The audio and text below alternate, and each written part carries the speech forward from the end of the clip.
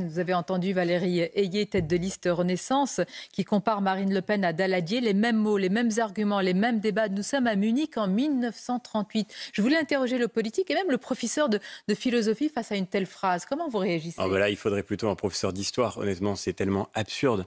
Édouard Daladier, il était radical socialiste. Il faudrait peut-être le rappeler à Valérie Ayé. Et par ailleurs, il a sans doute eu l'illusion de croire que les accords, peut-être d'ailleurs n'y a-t-il pas cru lui-même, que les accords de Munich pourraient sauver la paix.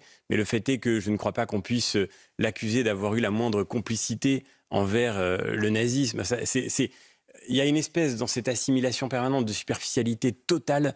Et je crois qu'il faut sortir de ces grands mots et répondre enfin aux problèmes des Français. Quand j'écoute Valérie Ayé dans son discours à Lille, je n'entends, là encore, c'est très éloquent, rien sur l'immigration, rien sur la sécurité, rien sur le pouvoir d'achat, rien sur l'inflation, rien sur le logement, rien sur la question fondamentale de savoir comment nous allons réussir à sortir l'Europe de sa torpeur géopolitique. Parce que le vrai sujet qui est devant nous, c'est bien sûr la guerre lancée par la Russie contre l'Ukraine et la position très claire que nous devons avoir dans cette guerre pour soutenir l'Ukraine. Mais la vérité, c'est que c'est aussi la situation en Israël, c'est aussi la situation en Arménie. C'est sur tous ces sujets-là aujourd'hui que l'Europe est défiée. C'est la question de notre relation à la Chine et à ce compétiteur global qui se dresse face à nous aujourd'hui. C'est la question de notre relation à l'Afrique, où nous avons perdu, grâce au macronisme, toute notre influence et toute notre capacité d'action. À quoi va ressembler la campagne on ne peut pas considérer qu'il y ait un seul sujet qui puisse résumer la totalité du débat.